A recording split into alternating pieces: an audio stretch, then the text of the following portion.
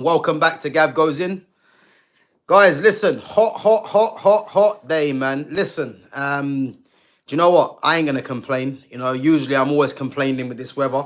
But to be honest, it's nice, man, and it puts you in a positive mood. It puts you in a mood, where you want to do things. And as I said, man, I'm not gonna complain. But for me, as you guys know, the ones that know me will know that I definitely need some shade out there, man, or at least some wind blowing in my face. Big up to Reluctant Gamer. Big up, bro, for coming on each and every time. So yeah, man, this weather's nice, and yeah, I mean, I can't argue, man. I can't argue because you'd much rather this weather, being as hot like this than rain or snow anytime. So yeah, even though it is hot, at least we can enjoy it. But it's exactly what Gamer said, man. Yeah, that breeze for me is a must. But yeah, as I said, man, I thought I'll come and give you guys another stream. Yeah, as Gamer said, man, drink plenty of water. Yeah, listen, that's a must. In this kind of heat, listen, you don't want to be getting dehydrated and seeing people collapse on the floor, man. So people, make sure you get your water in, and you are relaxing in the shade at some point. But as I said, guys, I thought I'd come over and give you guys another stream. I'll be honest with you, I didn't really have one plan today, but I think just obviously looking at Man United and the news lately, I thought I needed to kind of mention something that I think could be a possibility and should be, and obviously we're gonna get into it as well. But guys, before we start, obviously just seen some news breaking today, and big up to Louis van Gaal, man. Louis van Gaal, fully recovered from prostate cancer, and someone like myself, that's had family members that have been victim of cancer. It's good to see that someone's made the recovery. Obviously, former Manchester United manager, a former Holland manager as well. And yeah, big up to Louis van Gaal, man, making a full recovery from prostate cancer. And obviously cancer, as we do know, is a massive thing, and it's something that does affect quite a lot of people. And fingers crossed, that if you are someone that is suffering with the likes of cancer, you make a swift recovery, or you overcome it, man. You have to show that fighter spirit in you to overcome things like this. So yeah, big up to Louis van Gaal, man. As I said, finally fully recovering from prostate cancer, man. And as I said, I think there is hope for people that do have cancer. So yeah, big up to Louis van Gaal, man. Big up to Oscar Collins as well for coming through.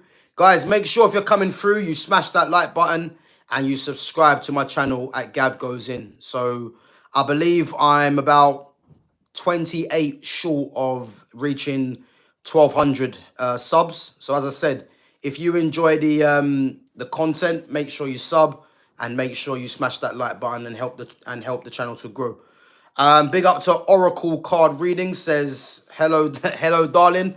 Yeah, big up Oracle, big up for coming through. Obviously, I think you're a first-time viewer, so big up yourself for coming through, as I said, and smash that like button and make sure you subscribe to my channel. Big up to No Cap United as well. Why Embuemo deal is getting so late? Yeah, listen, we're gonna get into that stuff. Obviously, there's a few things that I want to mention before.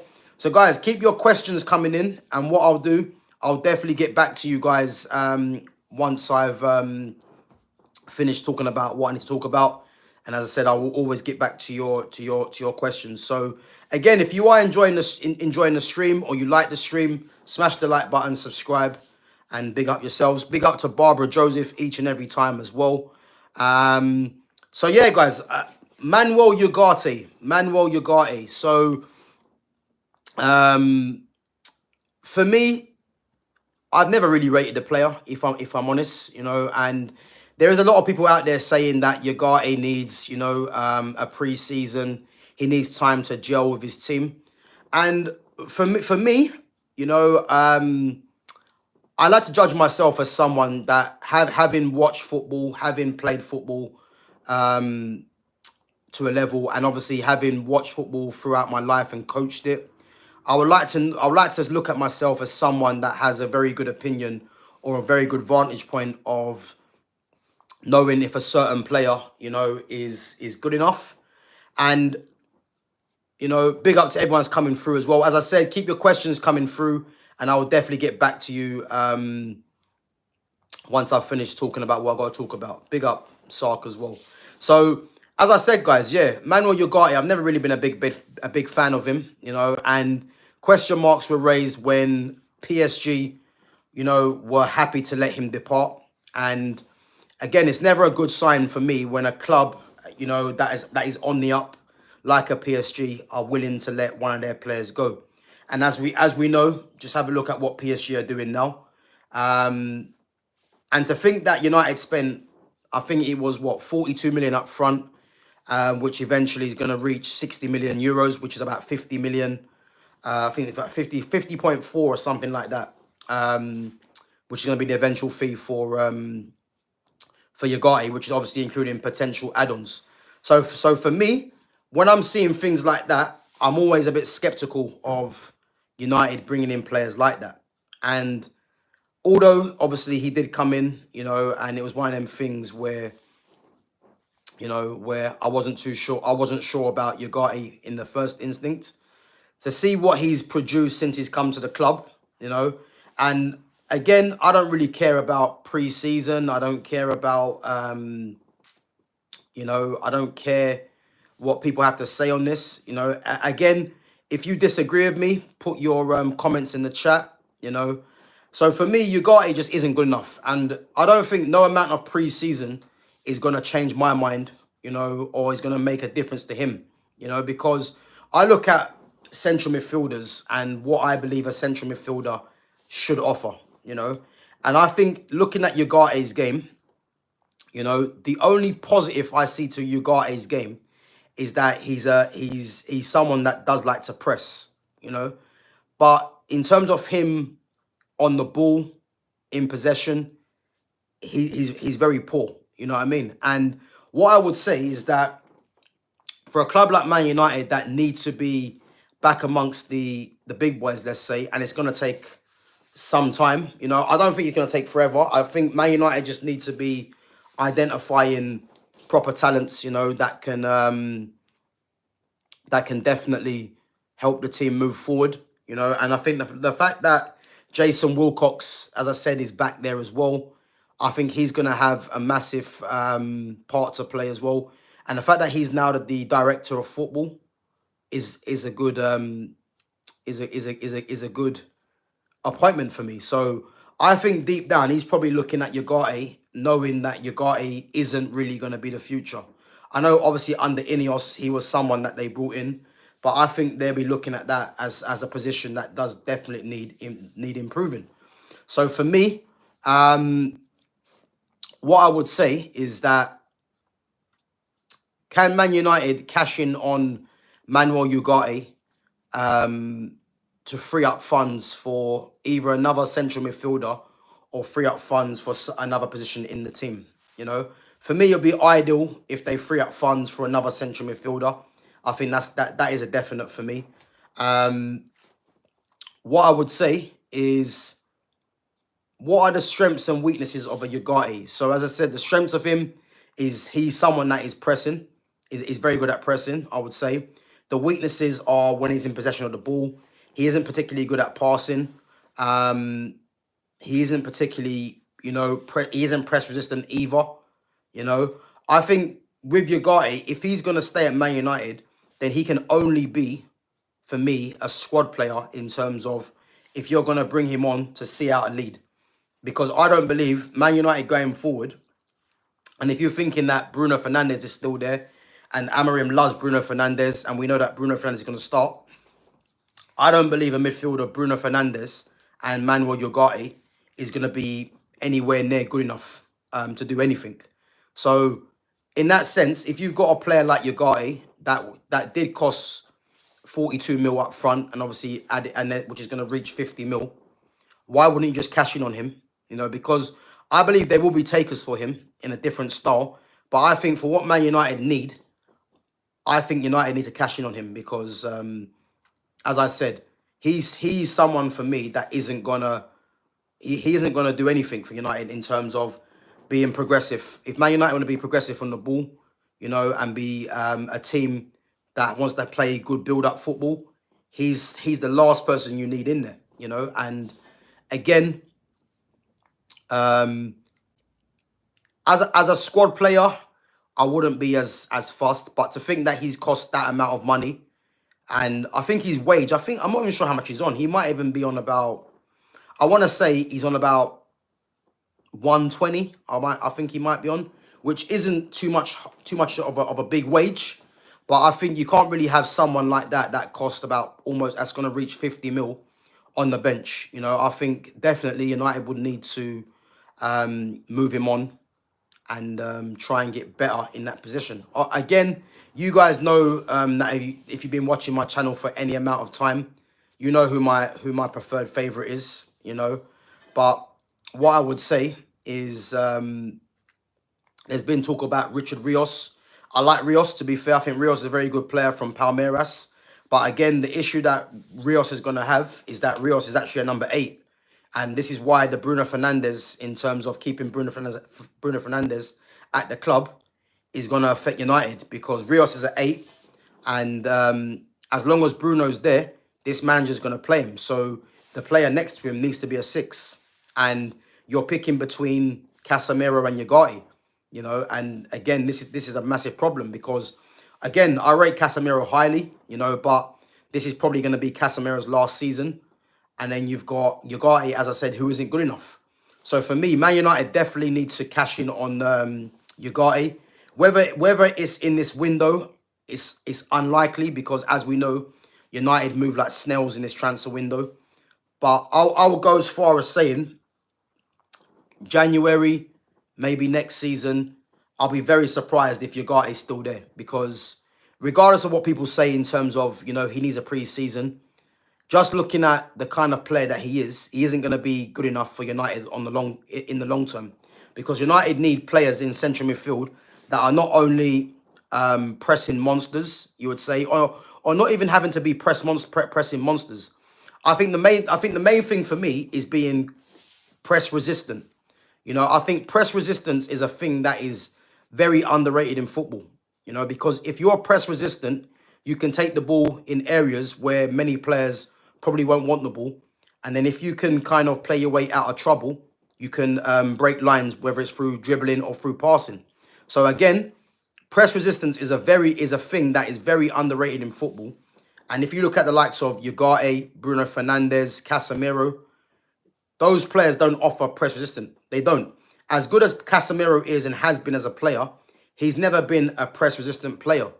Bruno Fernandes isn't a press resistant player, and Ugarte has no hope. So United need more press resistant midfielders, And if anyone doesn't know what press resistance is, look at players like Frankie de Jong, Rodri, Ryan Gravenberch, Alexis McAllister.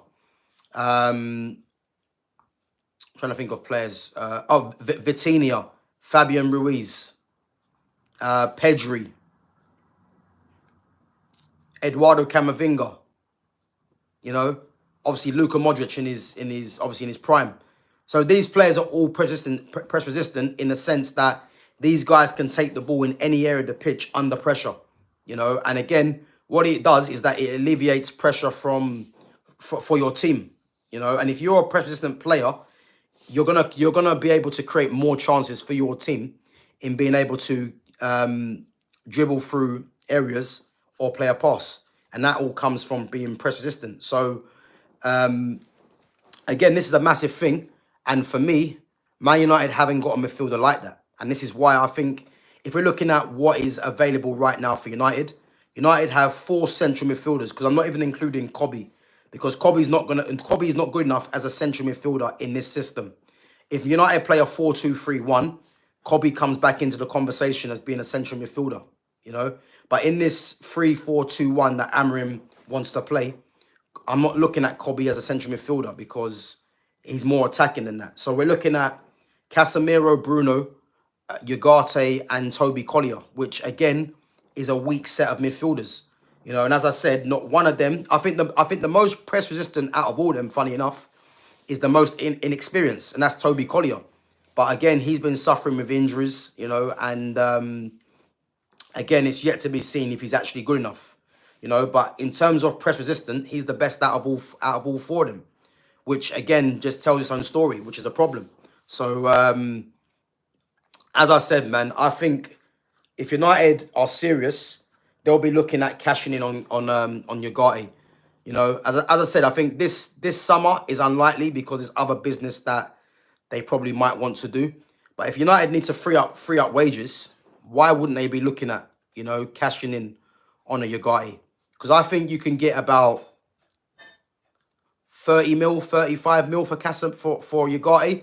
I don't think well, the things with Ugarte, I think United, whatever way, if they sell him, are going to be losing out because I don't see United getting more than what they've paid for Ugarte. So I'm looking at what, 35 mil, probably about 2.5 mil in add-ons, you know, in terms of realistic add-ons.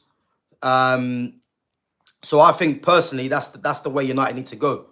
And I'll be very surprised if that doesn't happen in January, this summer, or next summer, you know, because United can go and get a much better midfielder than Ugarte, and someone that will probably suit a system a lot better than what he does, you know. Big up to Buckwheat. So Buckwheat says 100% yes, cash in. Buckwheat, yeah, listen, as I said, man, I agree 100%. United should cash in on him. Give me your reasons why you think United should cash in on Ugarte, because I want to see if we're thinking the same way, because he's someone for me that definitely needs to be moved on. Big up to Joel Marmin as well. Says next summer Kone will most likely take that 6 role. I mean, to be honest with you, I would take Kone. I mean, there's been no links to him as of late, you know, but I'll definitely take him as a 6. But as I said, the main midfielder for me is Carlos Baleba. Carlos Baleba, for many reasons, as I've mentioned previously, needs to be the #1 target for me in central midfield. You know, I think there's the names like Kone, I can see. I mean, other 6s around, there ain't really too many. Again, that are Premier League proven as well. So it's going to be difficult. But I look at someone like Carlos Baleba, who is at a Brighton, who are a selling club for the right price. And I look at Baleba as he's going to be someone that's going to be snapped up by one of the big teams in Europe, if it isn't Man United. So, and again, for so many reasons, he offers the fact that he's left-footed, press resistant as well, box to box, tenacious. He ticks so many boxes for Man United for what they need, and he's 21 years of age. So I just don't know why the noise hasn't been that loud for someone of that quality, you know. But again, people might say it's the fee involved, but until United make a bid or other teams make a bid, we're not going to know how much Brighton actually want for Baleba. Because I think they could. I mean, I heard someone, as I said before, say 100 mil. There's no way he's going to go for 100 mil. I can see Brighton doing a deal for slightly less than that, personally, you know. But until they test the waters, we're never going to know.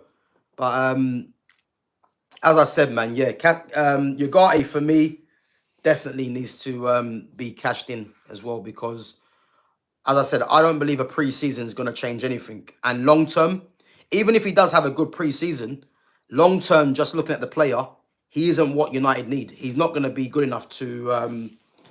He's not going to be good enough to suit where I believe the team should be going. You know, he's not going to be. You know, so big up to the chat and go through some of your questions, guys. Big up yourselves. If you're new in here as well, make sure you sub and make sure you smash that like button as well. So No Cap United says, why Mbuemo deal is getting so late? Well, to be honest with you, it's because United just don't want to offer the 60 mil. Like, I'm laughing here because this deal is not a hard deal to do. It's just that, and as I said previously, United are just trying to pull Brentford's pants down, which ain't going to happen, you know.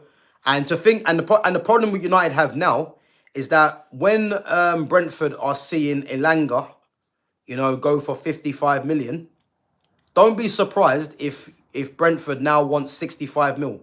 Do not be surprised, because if I'm Brentford, and this is the honest truth, if I'm Brentford and I'm seeing Newcastle spend 55 mil on Elanga and then Buemo's better than him, I'm now going to say, whoa, United, you've been messing us around for so long. We now want 65 mil.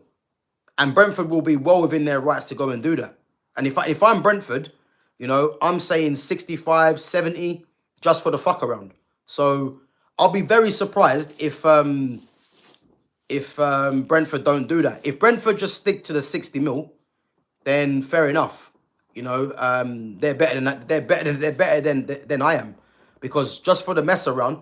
Because United, the latest offer that United have done is 55 mil plus 7.5 in add-ons. And again, those add-ons might not even be realistic to hit. So if I'm Brentford, I'm saying, you know what? It was 60 mil. You messed us around. We're now saying 65 to 70 mil for Mbeumo. You know? So the reason it's getting done so late, no cap United, as I said, is because United are just not serious, you know? And what I like to look at as well, if you really want a player, you know, you'll just stop with the nonsense and literally just pull out all the stops to get that player. United, for me, do want Mbeumo, but they want it in a way where they can basically take the piss out of Brentford and try and get him on the cheap. But I rate Brentford because Brentford are not budging, and I can't fault them for that, because again, if they would have just paid 60 mil up front, Mbeumo would be a Man United player right now. You know, so... But again, I'm not too fussed about the transfers at the moment, because as long as the transfer window is open, anything can happen at any time. But what pisses me off is just I'm getting bored with United being linked to players and then they just piss around with the bids, or, you know, it's just not really much going on. So, yeah, that's what I would say, man. That's what I would say.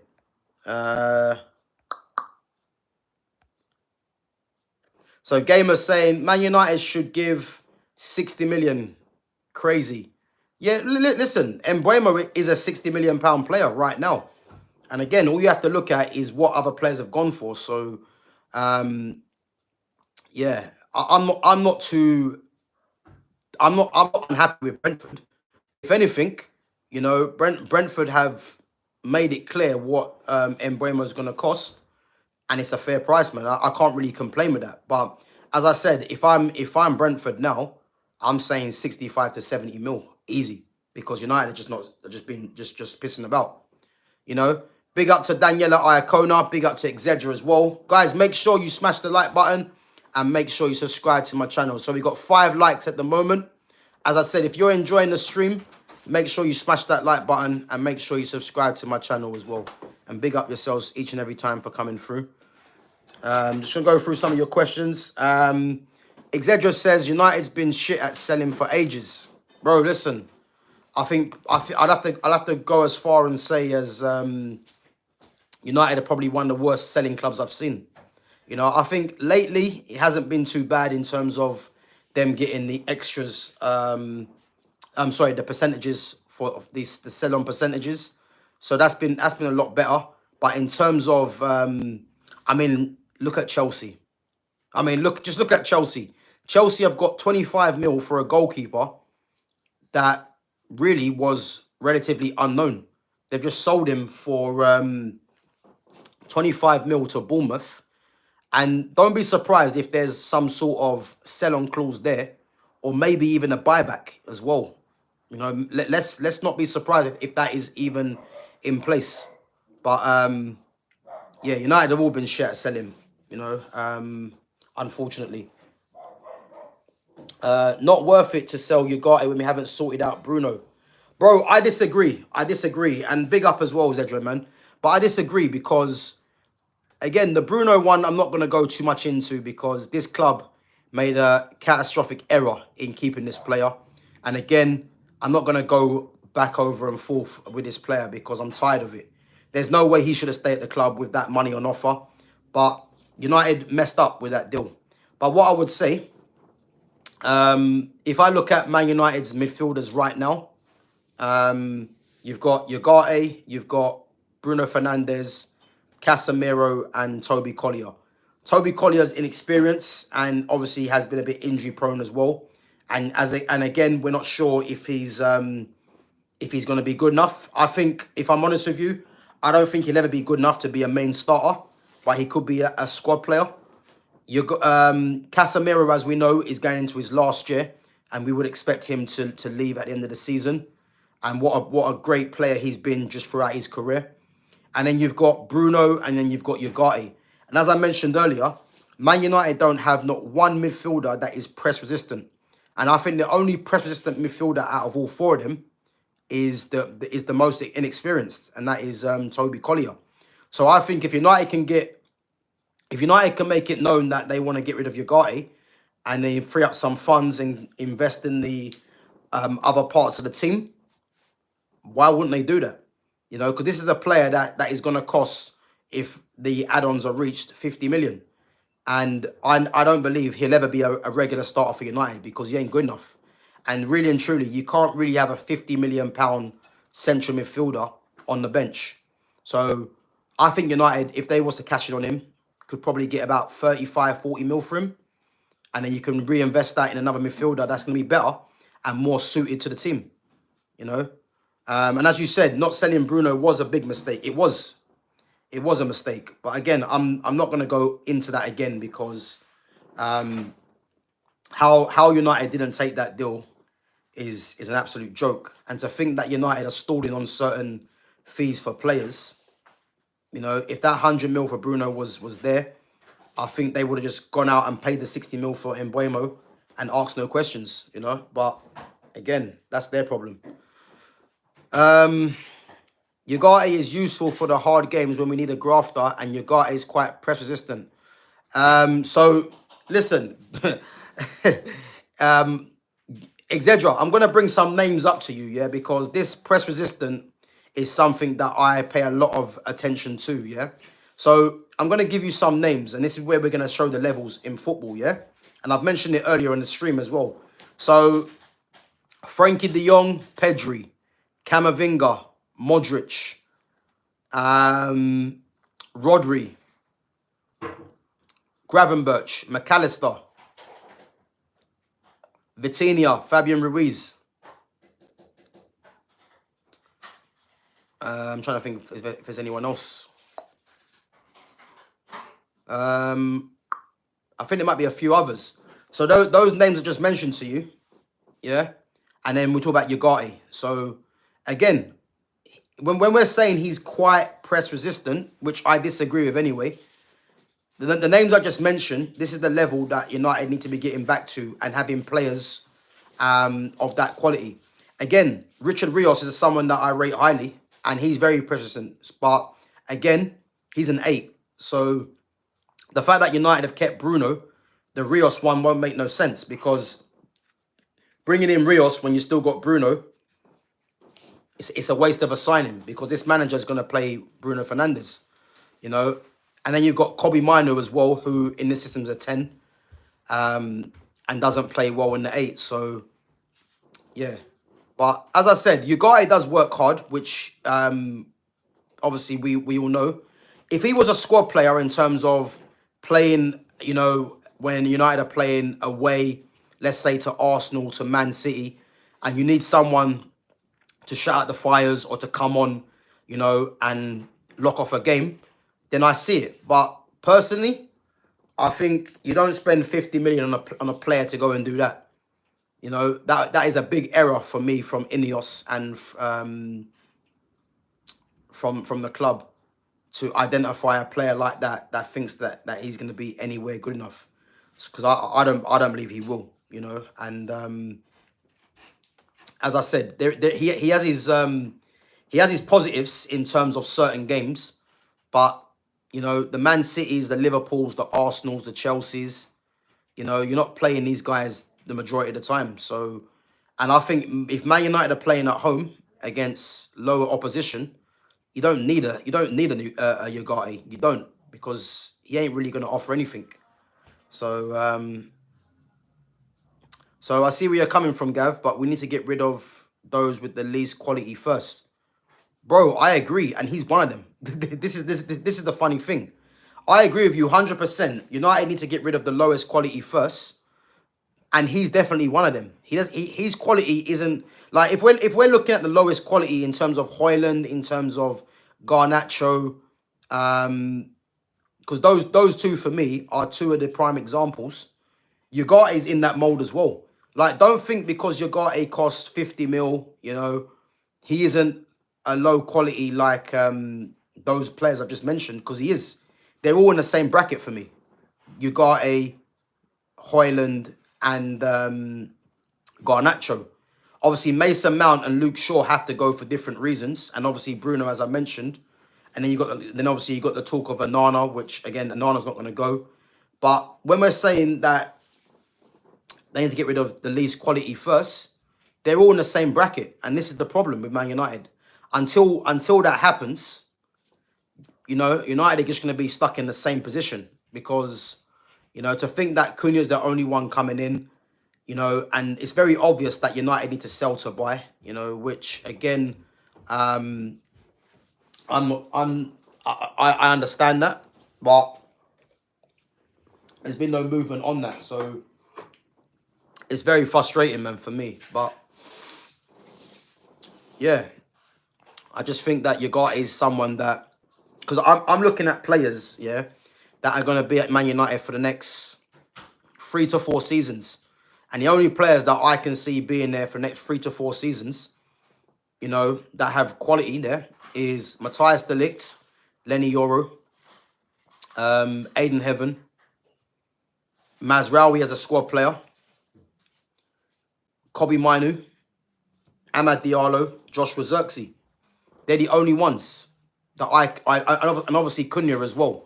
They're the only ones that are at the club right now. And Patrick Dorgu, I would say, as probably a squad player as well. You know, they're the only ones that I look at and think, yeah, they deserve to be at United within the next 3 to 4 years if they continue their trajectory, you know, or their form. Everyone else, you know, United need to be looking to move on, you know. So Ugarte's at least got something to hang on to, unlike the other guys. Yeah, but I don't know what that is, to be honest with you, because I just don't rate Ugarte. I liken Ugarte, you know, I think Rasmus Højlund, as I said, is the worst striker that I've seen at this club. He's the worst striker in the league. Garnacho is poor. And as I said, the hype that this guy gets is criminal. And then I've got Ugarte that is amongst that as well. So those three, Luke Shaw and Mason Mount, yeah, they all need to go, in my opinion, you know, definitely. And again, you're saying they're squad players at best, but this is where United go wrong. Because if you look at the likes of Man City, you look at Real Madrid, you would say, yeah? These teams here, if you look at their bench are good enough to start. This is the problem. So when you're saying that we've got players that are squad players, this is where United are going wrong, because United don't need a squad players. They need players that come straight into the first team and oust the players that are playing in the first team. That's how you build a quality squad. Big up to DXR as well. That is how you build a competitive squad. And this is why I said Arsenal signing Madueke makes no sense, because unless Arteta is going to play Madueke as a left winger, which again is going away from what Arteta does, because as we know, he plays inverted, which is why Martinelli and Trossard have been playing on the left as inverted, and obviously he's got Saka on the right hand side. But if he goes and gets Madueke to play him on the left hand side, I'll be surprised. But if he's there to back up Saka, again, you don't bring someone that doesn't comfortably start in your first team, because what that doesn't improve your first team. It just means you've just got numbers there.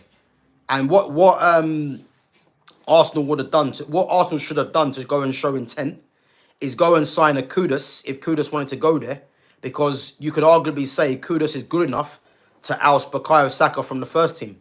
But then what happens if you've got one of them on the bench? You've got a competitive squad there, and this is how it works.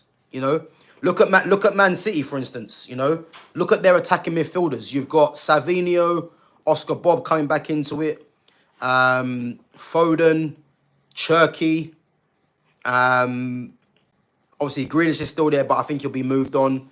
And then you've got Doku as well, who I don't rate. Bernardo Silva as well. You've got players there that arguably should be starters.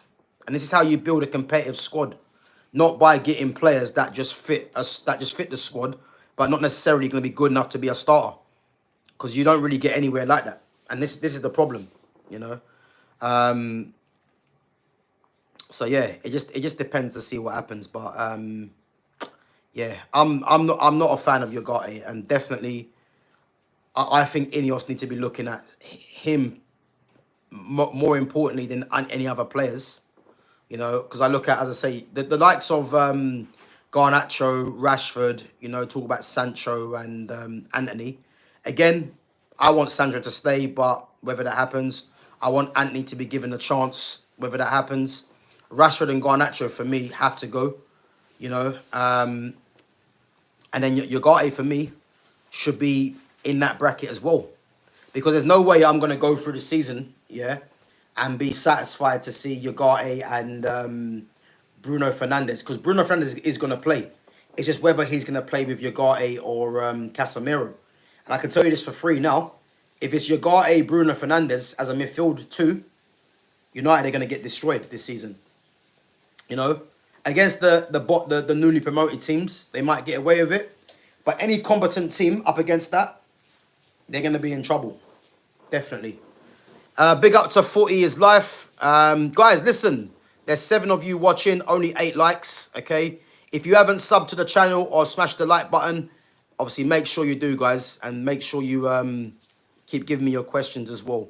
We're only going to go... We're not going to go for too long tonight, because obviously I got to shoot off. But obviously I thought I'd come and give you guys another stream. And big up for jumping on as well. So 40 Years Life says, I think Nottingham Forest is too fussy. 60 mil for Gibbs White is a fair deal. I understand that he's got 7 goals and 10 assists, but come on.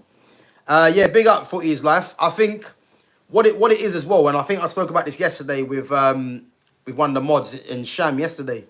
I think what it is with Nottingham Forest is that when you're saying they're fussy about 60 mil, it's nothing to do with that. It's where I think Gibbs White has a release clause in his contract. So, as you guys should know anyway, if anyone has a release clause in their contract, the club are powerless to do anything about it. So all it means is that the other club have to just activate the release clause, you know, and then it's down to the player to agree the contract, and that's it. The club can't do anything about it. So if you look in Spain, every player has a release clause, and let the Neymar one be a lesson, because Barcelona had a release clause with Neymar for 200 and something mil. And obviously, in hindsight, you're looking at it thinking no one's ever going to activate that release clause because it is a high release clause. And again, there was no one really going for that amount of money, like 150 mil or whatever. So PSG activated the release clause, which obviously stunned Barcelona. But again, Barca couldn't do nothing about it because it's a release clause that they put in. So if you look at the release clauses now for a lot of the Barcelona players, Pedri and Lamine Yamal in particular, their release clause is 1 billion, which means no one's ever going to pay that. So this is what it is. So in terms of what happened at Forest, for what I can understand, Tottenham triggered the release clause, but what the issue might be is that they actually spoke to Gibbs White before triggering the release clause. Now, in my opinion, I don't know why that makes a difference, because he's got a release clause. So regardless if they're speaking to him before, all they've got to do is activate the release clause. I think what changes it is if there was no release clause in place and Tottenham were trying to tap him up. That's different. But if he's got a release clause in place and they're spoken to him, I don't really know why that's a problem, because they've still got to activate the release clause anyway, you know. But I think that might be the stumbling block at the moment from what I've heard. But I still expect that deal to get done for Gibbs White. But imagine if they got Gibbs White and Eze to go with Kudus. That would be a mad window. I'll go as far as saying, you know, that's not a too dissimilar window to what City and Liverpool have had. I know obviously they've got more proven players and for higher prices, but to be honest with you, they've signed 3 players that go straight into their team. Liverpool in Wirtz, Kerkez and Frimpong. City have signed 3 that go straight into their team. Aït-Nouri, Reinders and Cherki. And if you think of Tottenham getting 3, if they was to get Eze as well, to go with Gibbs, White and Kudus, that's 3 players that go straight into their team, you'd think. So it's not bad business, man. But yeah. Who do you think has the best wingers in the league, and will that help them in the Prem and FA Cup? So again, and good question, 40 Years Life. So this is something that I touched on the other day, and it's important that people understand different profiles in different teams. So when you're, obviously, 40 Years Life, when you're asking me who is the best wingers in the league, it's not as simple as that, because there's teams out there that play with wingers. There's teams out there that play with inside forwards or wide forwards, and there's teams out there that play with number 10s as wide players. You know, so it depends what you mean really, because if we're talking about out and out wingers, there isn't many teams that play with out and out wingers. You know, because if we look at Newcastle, for argument's sake, I think Newcastle are the only team that play with out and out wingers, because the fact that they've just signed Elanga as well. You've got Elanga, you've got Anthony Gordon, and you've got Harvey Barnes. 3 players that are proper out and out wingers. You know, so Man City don't play with out and out wingers, because Jack Grealish is a 10. Obviously, Grealish might go anyway, but Grealish is a 10 playing out wide. Doku, you can say, is a winger, but Savinho is a type of winger. But Foden, if Foden plays out there, he's a number 10 playing out wide. Same with Cherki, he's a 10 playing from out wide. Liverpool, you got Mo Salah, who's a wide forward. Luis Diaz is a bit of a hybrid in terms of a winger. And actually, no, I'll say Luis Diaz is a winger, yeah. Cody Gakpo is probably a bit of a wide forward. You know, so it's not really a simple question like that to say who are the best wingers. If we're talking about actual wingers, we're probably looking at Newcastle, because they're the only team really that I can think of, top of my head, that have actual wingers. You know, you look at Chelsea. Chelsea have got Neto, who's a winger. Then you've got Bino Gittins, who hasn't played yet. You probably say he's a winger. You know, but if you've got Cole Palmer playing out there, he's a 10 playing from out wide, you would say. The same with William Esteval. And as we know, they need to spend some money, because they got rid of Madueke for 55 mil, which they're laughing at. You know, so yeah, it's not as simple to answer that question, man. But big up. Would you class Xavi Simons as a winger? Nope. So Xavi Simons, another one. Xavi Simons is a number 10 playing from out wide. He's a number 10 playing from out wide. Again, there isn't too many wingers right now. A lot of them are either wide forwards or number 10s playing from out wide. And as I said, Xavi Simons. So Xavi Simons would fit Man United system, because United are playing with left and right inside 10s. So he would fit Man United system, but he wouldn't fit a Newcastle unless he's going to be playing central. You know, so that is a difference really in terms of identifying profiles of players. You know, again, Xavi Simons wouldn't really fit what PSG are trying to do, in a sense, because PSG have players that want to isolate in one-on-one situations. The likes of Kvaratskhelia, who's a bit of a hybrid in terms of a winger and a 10 playing from out wide. The same with Desiree Doué as well. But Bradley Barcola is probably an out-and-out winger. So in terms of Xavi Simons, you know, Xavi Simons could be seen as a possible Desiree Doué kind of player for PSG. But again, they got Doué, so yeah. But it's, yeah, as I said, it's about identifying what profiles are what, you know. I think Xavi Simons is a decent player, but in the Premiership, he wouldn't thrive as a winger. Definitely not. You know. Guys, come on. There's 10 of you watching. Let's try and hit that like button. If you're enjoying the content, you know, it's free content. You know, if you do enjoy the content, make sure you check out my other playlists as well. And again, smash that like button, guys. Let's try and at least hit 10 likes. And if you haven't subbed, make sure you sub to my channel at GavGoesIn. And guys, I'm going to be live as well. I'm back on Monday. Well, I'm going to be back tomorrow, actually, because you've got the Club World Cup final. So I'm going to do a reaction to that. That might be a late one, guys. That might be straight after the game. Obviously, PSG versus Chelsea, which is going to be a very good game. So I'll be back tomorrow after that game's finished. And I'm back on Monday as well with Jonas. Again, for our normal stream at 5:30. So, yeah, make sure you're there. Big up to Beltra's Edits. Says, name a car for an edit. Name a car for an edit. An R8. R8, yeah.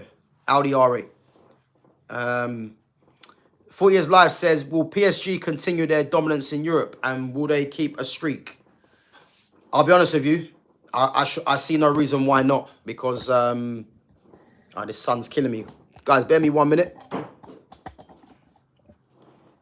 This sun's just come out from nowhere. I mean, it's been sunny all day, but...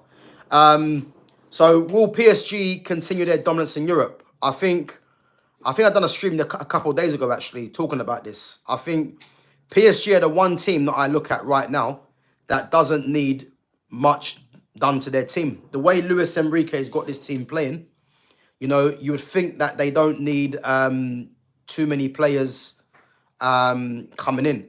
I said if we're being picky with PSG, you're probably looking at an eventual replacement for Marquinhos, you know, and again, people mentioned Saliba, which again would be a very good addition for them if he was to replace Marquinhos. And again, if they're looking to get rid of Gonzalo Ramos, you're probably looking at a striker, you know, someone that is probably one of the best strikers going at the moment. But apart from that, they don't really need much, you know. They've got the two best fullbacks in world football, in Hakimi and Nuno Mendes. You know, they've got a very good left sided centre-back, and he's very underrated in William Pacho. And then you've got Beraldo, again, who can back him up. And then the midfield, as we know, is probably the best combination in world football in Vitinha, João Neves and Fabian Ruiz. And then you've got that fluid front three, should I say. But we'll call them a four because they all get game time. In Ousmane Dembele, Kavicha Kvaratskhelia, Desiree Doué, and Bradley Barcola. So I think if we're looking at them, you know, improving that front line, again, there was talk of Rodrigo. And you think if Rodrigo was to go there, that means Barcola will have to be moved out. You know, but I don't see that happening anyway, you know. But wait and see. So 4 Years Live says, what is your prediction for the Club World Cup final? So I think I done this the other day, actually. So I think I heard Moises Caicedo might be out injured. So I think if Caicedo's out injured, I'm going to say 2-0 or 2-1 PSG. I don't think Chelsea get battered the way that Real Madrid did, because I think they'll be a bit more compact. But I think I'm going to say if Caicedo doesn't play, I'm going to say 2-0 PSG. If Caicedo does play, I'm going to say 2-1 PSG. You know? Big up to Blue Edits. Says, hi, I've heard rumours about Ronaldo suggesting Luis Enrique as coach before Ten Hag, but this is most likely a hoax. Yeah, no, listen, that was, I think that was a thing. I think Luis Enrique was linked to a few other teams, you know. You know, my number one pick, and again, you know, this is someone that I wanted from day dot, which was unlikely, but I wanted Zinedine Zidane, you know, and obviously it was unlikely that he was going to go there. But to think that Man United's last two coaches have been Eric Ten Hag and Ruben Amorim now, which has been some of the poorest decision making I've seen.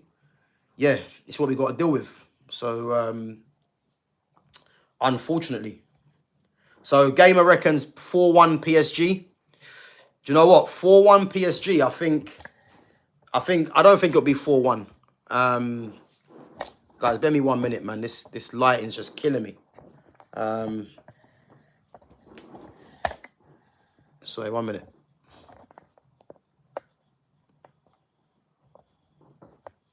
This light's just come from nowhere.